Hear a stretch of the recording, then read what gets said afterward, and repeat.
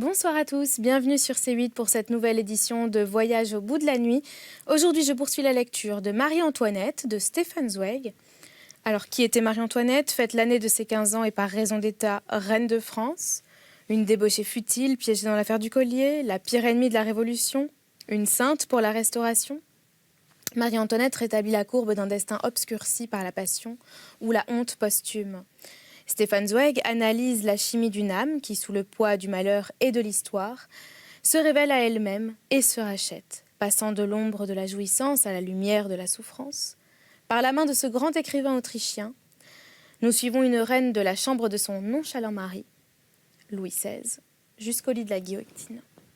Je poursuis donc cette lecture, j'en étais toujours au chapitre 2, et n'hésitez pas à réagir sur les réseaux sociaux avec le hashtag VBN. Merci. Ici donc, par-delà le destin, la maladresse, le malheur privé, les suites d'une misère conjugale pénètrent dans le domaine de l'histoire universelle. La destruction de l'autorité royale, en vérité, n'a pas commencé avec la prise de la Bastille, mais à Versailles. Car ce n'est pas par hasard que la nouvelle de l'impuissance sexuelle du roi et les mensonges malveillants sur l'insatisfaction sexuelle de la reine, partis du château de Versailles, parviennent si vite à la connaissance de la nation entière. Il y a là au contraire des raisons secrètes d'ordre politique et familial. En effet, au palais, 4 ou 5 personnes les plus proches parents du roi ont un intérêt personnel à ce que la déception de Marie-Antoinette se prolonge. Ce sont avant tout ses 2 frères, trop heureux de voir que le ridicule défaut physiologique de Louis XVI et sa crainte du chirurgien ne font pas que détruire sa vie conjugale, mais encore bouleversent la succession normale au trône de la France. Il y a là pour eux une chance inattendue de parvenir à la royauté. Le frère puiné de Louis XVI, le comte de Provence, le futur Louis XVIII. Il atteignit son but. Dieu sait par quel chemin tortueux, n'a jamais pu se résigner à n'être que le second, à se tenir toute sa vie derrière le trône au lieu de porter lui-même la couronne. L'absence d'un héritier direct ferait de lui le régent, sinon le successeur du roi. Et c'est à peine s'il peut mépriser son impatience. Mais comme il est aussi un mari douteux et n'a pas d'enfant, le deuxième frère de Louis XVI, le comte d'Artois, tire à son tour profit de l'absence de descendants chez ses aînés, car elle fait de ses fils les héritiers légitimes du trône. Les comtes de Provence et d'Artois savourent donc comme un bonheur ce qui fait le malheur de Marie-Antoinette. Et plus cette situation affreuse dure, plus ils se sentent sûrs de voir aboutir leur espoir pour leur prématuré. De là cette haine effrénée et sans borne lorsque, la 7e année de leur mariage, Louis XVI, enfin devenu viril, les rapports conjugaux du roi et de la reine sont tout à fait normaux. Le comte de Provence n'a jamais pardonné à Marie-Antoinette ce coup terrible qui anéantit tous ses espoirs. Ce qui n'a pu lui revenir par la voie légitime, il tâche maintenant de l'obtenir par des moyens hypocrites. Depuis que Louis XVI est père, son frère et ses parents sont devenus ses adversaires les plus dangereux. La Révolution a eu de bons auxiliaires à la cour. Des mains princières lui ont ouvert les portes, étendu les meilleures armes. Ce simple épisode d'alcôve est désorganisé et ébranlé du dedans l'autorité, plus que tous les événements du dehors. C'est presque toujours un destin secret qui règle le sort des choses visibles et publiques. Presque tous les événements mondiaux sont le reflet de conflits intimes. Un des grands secrets de l'histoire est de donner à des faits intimes des conséquences incalculables. Et ce n'était pas la dernière fois que l'anomalie sexuelle passagère d'un individu devait ébranler le monde entier. L'impuissance d'Alexandre de Serbie, son assujettissement sexuel à la reine Draga Massine, son initiatrice, leur assassinat, l'avènement des Karageorgievitch. La brouille avec l'Autriche et la guerre mondiale sont également des faits qui s'enchaînent avec une logique inexorable. Car l'histoire se sert de fil d'araignée pour tisser le solide réseau de la destinée. Dans son mécanisme merveilleusement agencé, la plus petite impulsion déclenche les forces les plus formidables. Ainsi, dans la vie de Marie-Antoinette, les frivolités prennent une importance capitale. Les événements apparemment ridicules des premières nuits, des premières années conjugales, façonnent non seulement son caractère, mais déterminent l'évolution de l'univers.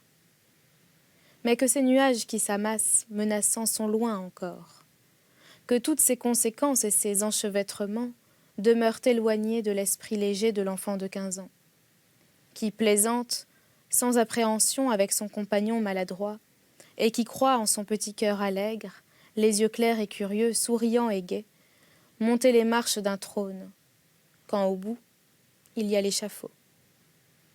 Mais les dieux ne font point de signe et n'envoient pas d'avertissement à ceux qu'ils ont voués d'avance à un mauvais sort.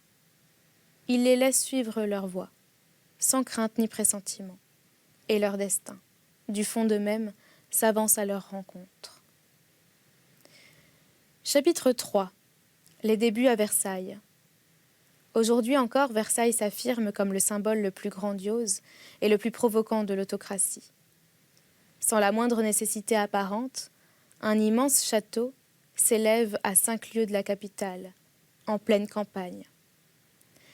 Ses centaines de fenêtres, donnant sur des canaux ingénieusement construits et des jardins tracés et taillés avec art, s'ouvrent sur l'espace. Aucun fleuve favorable au commerce ne coule ici. Ni voie ni route ne s'y croisent. Purement accidentel, caprice pétrifié d'un grand seigneur, ce palais dresse sa splendeur, folle et inouïe, devant le regard étonné. Mais c'est précisément cela que Louis XIV souhaitait dans sa volonté césarienne, satisfaire son penchant au culte du moi. Lui élever un hôtel éblouissant, despote, autocrate résolu, il avait triomphalement imposé son désir de centralisation au pays divisé, prescrit l'ordre à l'État, les mœurs à la société, l'étiquette à la cour, l'unité à la religion, la pureté au langage. Cette volonté d'unification partait de sa personne, et c'est à sa personne que devait en revenir toute la gloire. Le lieu où je suis est le centre de la France, le nombril du monde. Pour illustrer son abolutisme, le roi Soleil transfère délibérément son palais loin de Paris.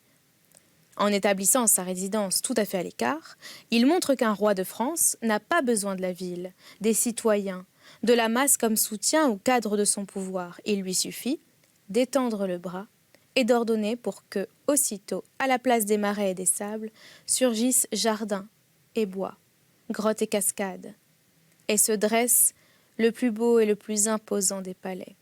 Ici, en ce point de l'univers arbitrairement choisi par le despote, se lève et se couche le soleil de son état. Versailles est construit pour prouver à la France que le roi est tout et le peuple rien. Mais la force créatrice ne reste attachée qu'à celui qu'elle veut combler. La couronne seule est héréditaire. Il n'en est pas de même de la puissance et de la majesté. Louis XV et Louis XVI, héritiers de l'immense palais et d'un État assis sur des vastes bases, sont des âmes étroites, faibles et jouisseuses, rien moins que créatrices. Extérieurement, tout sous leur règne demeure intact. Les frontières, la langue, les coutumes, la religion, l'armée. La main énergique de Louis XIV a laissé sur les formes de toutes choses de trop fortes empreintes pour qu'elles aient pu s'effacer en 100 ans. Mais bientôt, il manque à ces formes le contenu, la matière brûlante de l'élan créateur. Sous Louis XV, le tableau de Versailles reste ce qu'il était sous son prédécesseur, mais sa signification n'est plus la même. 3 ou 4 000 serviteurs, en livrée magnifique, grouillent encore dans les cours et les couloirs. Il y a toujours 2000 chevaux dans les écuries. L'appareil artificiel de l'étiquette fonctionne encore. Dans ces charnières bien huilées, à tous les bals, réceptions, redoutes et mascarades, dames et gentilshommes paradent comme jadis en habits somptueux, en toilettes de satin et de brocart garnis de pierres précieuses, dans la galerie des glaces et les appartements scintillants de dorures. Et cette cour reste la plus célèbre, la plus raffinée et la plus cultivée de l'Europe d'alors. Mais ce qui jadis était la vivante expression du pouvoir n'est plus depuis longtemps que frivolité, mouvement dépourvu de sens et d'âme. C'est encore un Louis qui est roi, certes, mais il n'a rien d'un souverain. Ce n'est qu'un piteux esclave des femmes dépourvues d'intérêt. Lui aussi est réuni à la cour évêques, ministres, maréchaux, architectes, poètes, musiciens. Mais pas plus qu'il n'est un Louis XIV. Ce ne sont des Bossuet, des Turenne, des Richelieu, des Mansart, des Colbert, des Racine et des Corneille.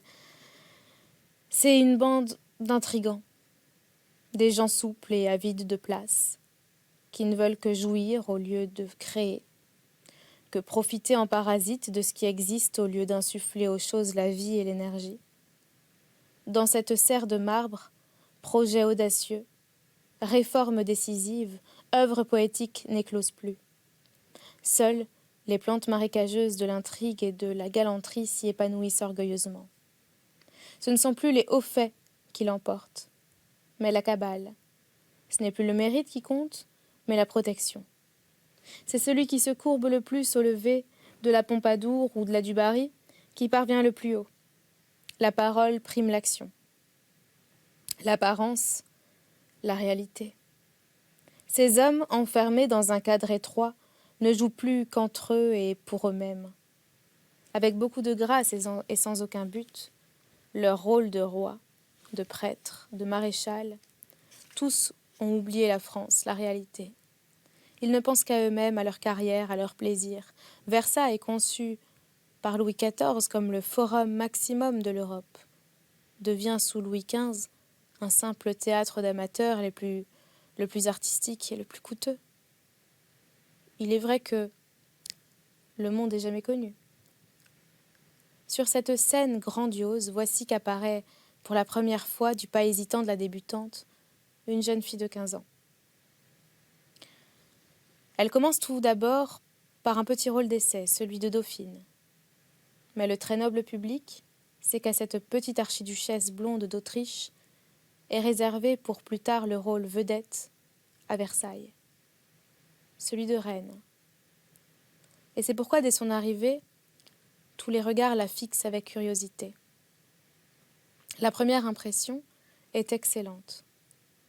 Depuis longtemps, on n'y a point vu figurer une aussi charmante personne, à la silhouette délicieusement svelte, comme moulée dans du biscuit de Sèvres. Au teint de porcelaine peinte, aux yeux bleus éveillés, à la bouche espiègle et vive qui sait faire une moue adorable ou rire de la manière la plus enfantine. Un maintien irréprochable, un pas ailé plein de grâce, ravissant quand elle danse, mais en même temps. On n'est pas en vain fille d'impératrice, une façon assurée de passer droite et fière dans la galerie des glaces et de saluer avec aisance à droite et à gauche, avec un dépit mal dissimulé. Les dames qui ont encore le droit, en l'absence d'une prima donna, de jouer le premier rôle, reconnaissent dans cette fille aux épaules étroites et pas encore tout à fait formée, la rivale victorieuse de demain. Il y a quand même une faute de tenue que la cour sévère enregistre unanimement. L'enfant de 15 ans a l'étonnante prétention d'aller et venir librement, sans manière aucune, dans ces salles sacrées, au lieu d'observer la raideur prescrite. Étourdie de nature, la petite Marie-Antoinette tourbillonne, jupe au vent, en jouant avec les frères cadets de son mari.